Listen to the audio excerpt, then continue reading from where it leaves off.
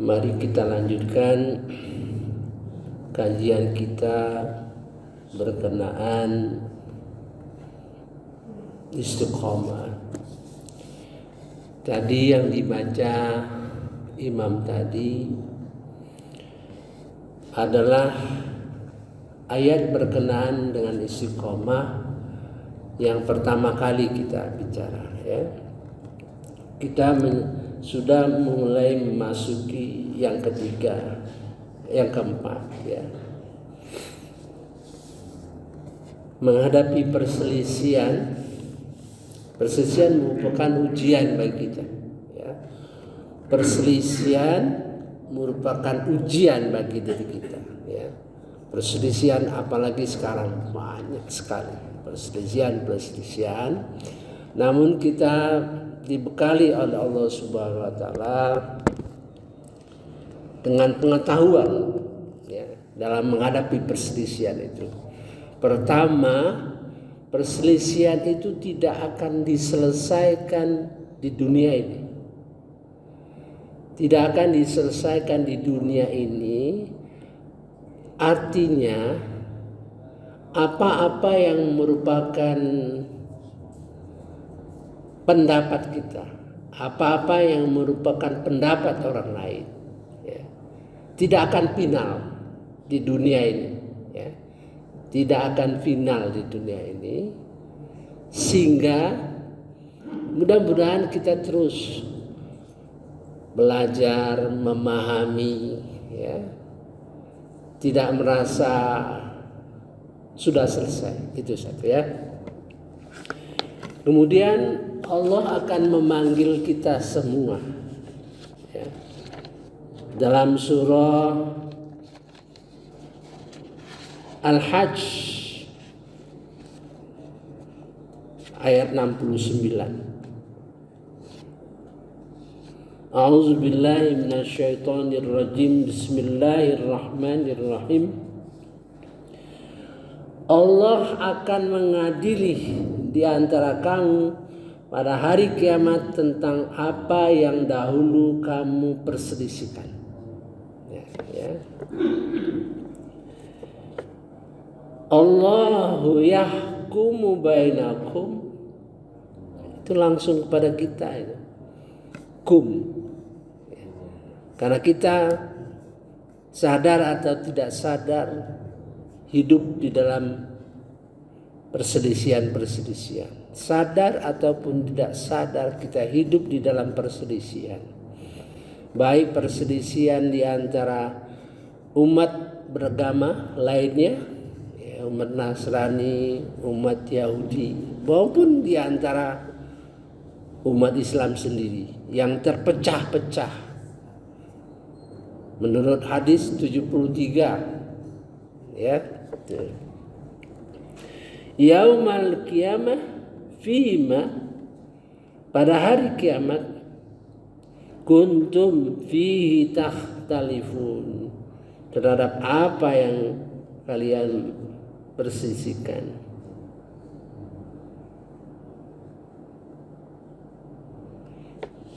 Nah, sekarang bekal kita, ya.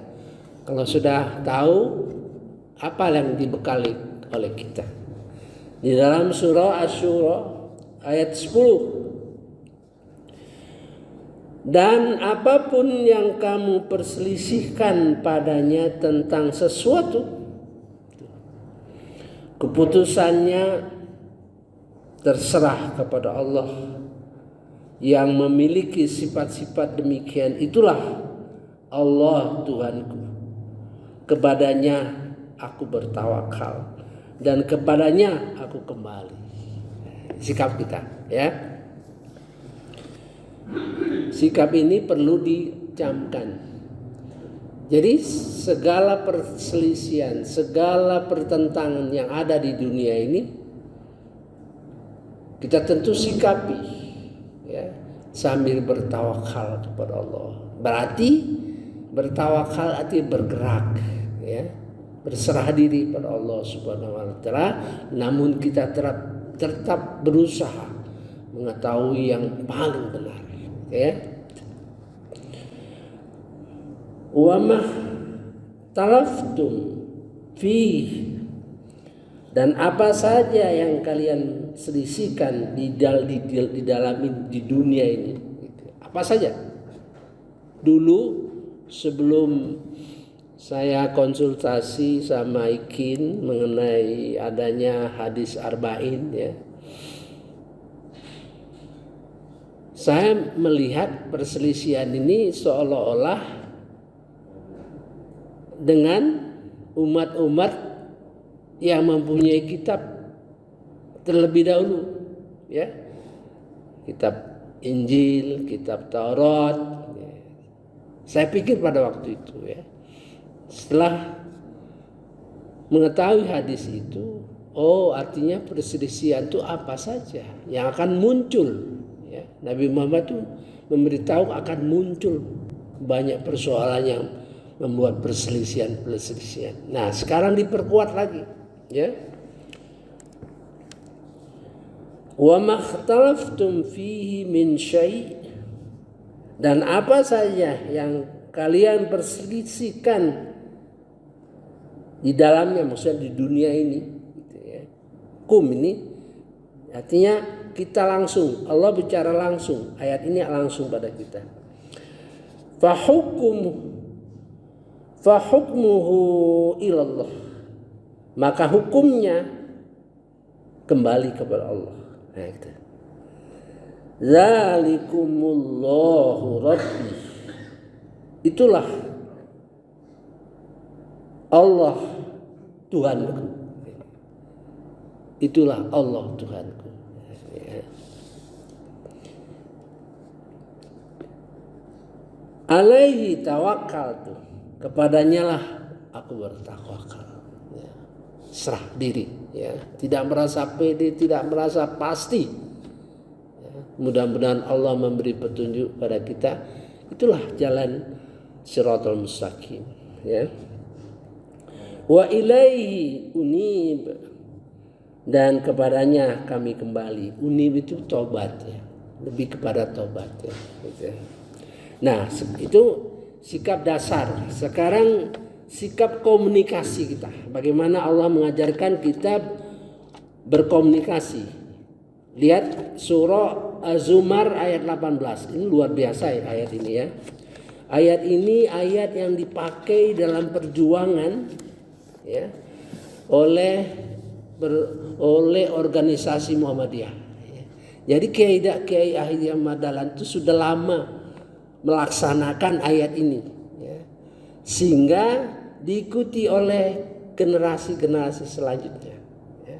Maka di Muhammadiyah itu jarang kita terdengar sesuatu yang menimbulkan pertentangan, karena ayat ini dipegang betul, ya. Dalam surah Az-Zumar nomor 18, ya.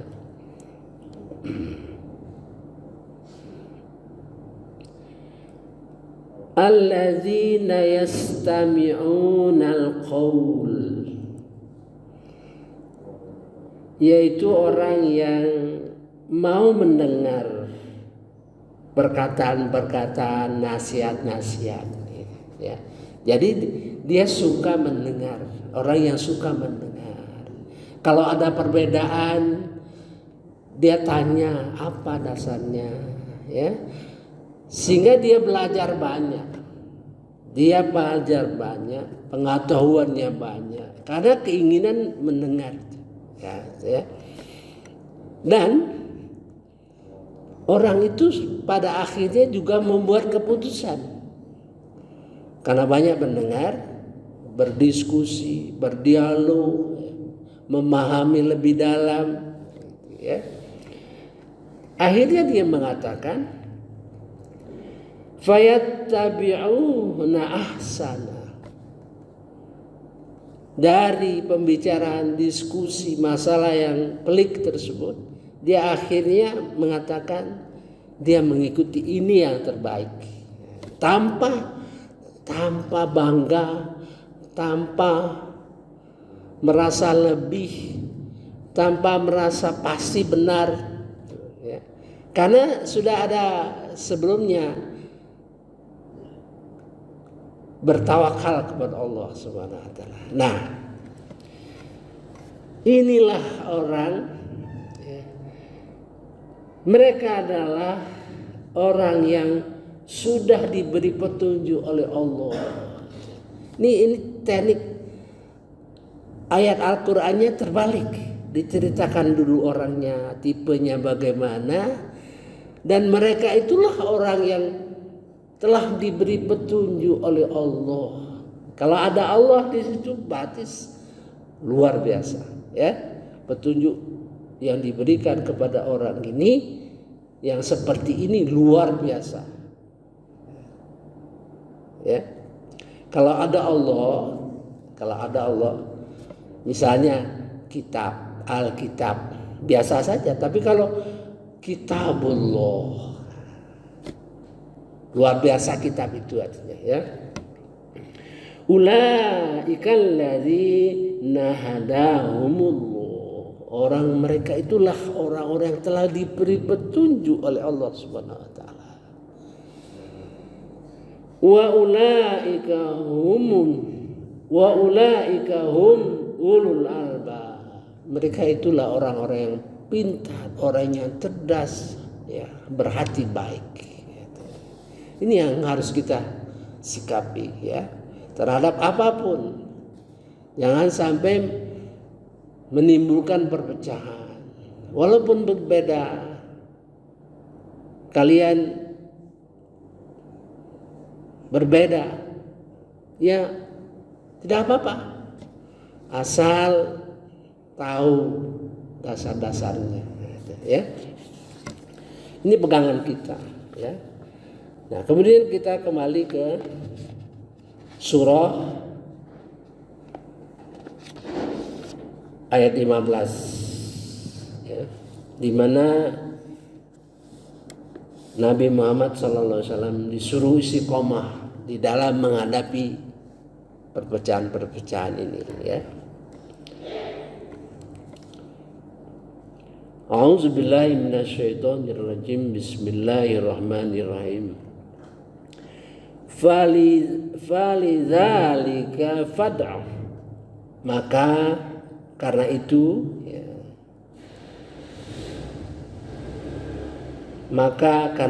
berdakwalah, ya, berdakwalah, mengajak orang beriman dan menjaga orang tetap beriman, gitu.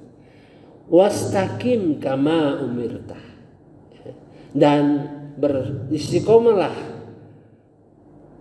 seperti apa yang telah diperintahkan kepadamu. Wala tattabi' ahwa'ahum, janganlah kamu mengikuti hawa nafsu mereka. Jadi ada dua ayat di dalam Al-Quran ini yang berkenaan dengan hawa nafsu, ya. Hawa nafsu selalu mengajak manusia menjadi syirik, ya. Satu, hawa nafsu yang melekat pada diri orang yang pandai, ya. Ayat Al-Quran itu melekat pada orang pandai. Kemudian hawa nafsu melekat kepada orang yang biasa-biasa saja, ya. Nanti kita lihat ayat itu, perlu kita pahami, perlu kita ulang sehingga melekat, ya, meresap dalam diri kita bahwa hawa nafsu, mengikuti hawa nafsu itu menghadapi kerusakan, ya. Malahan di dalam syarat-syarat kepemimpinan, syarat-syarat pemimpin, jangan mengikuti hawa nafsu, ya, dan berbuat adil.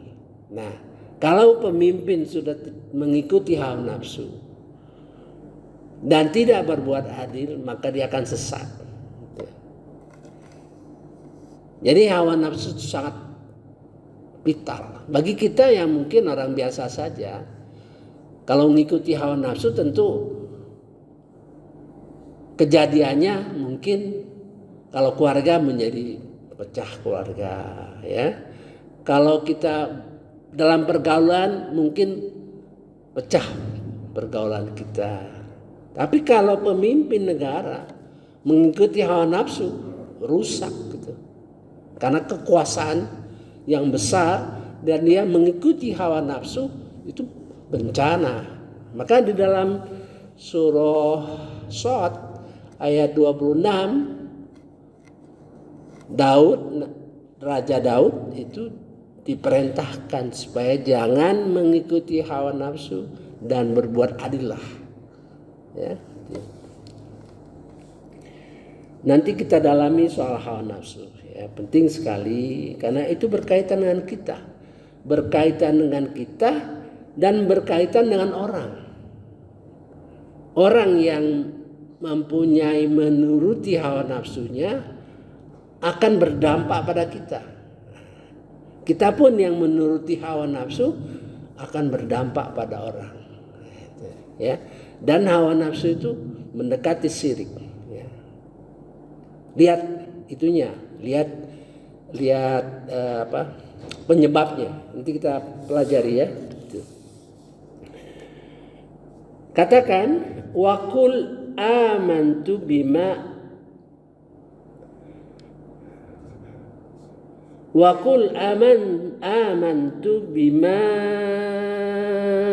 anzalallah. Katakan aku telah beriman kepada apa yang diturunkan kepada Allah dari Allah SWT. Itu Al-Quran ya, min kitab ya. Jadi ini pedoman kita bahwa beriman kepada Al-Quran itu merupakan suatu jalan kehidupan kita ya. Beriman berarti memahami, membaca ya, melaksanakan gitu semampu kita ya. Masa di dalam kehidupan kita selama katakanlah kalau kita mungkin berumur 60 atau 70, mungkin selama 20-30 tahun masa enggak sedikit-sedikit memahami Al-Quran. Rugilah kita ya. Tuh. Wa umirtu li'adil bainakum ya. Adil kepada kamu kalian. Allahu Rabbuna wa Rabbukum. Allah Tuhan kami dan Tuhan kamu.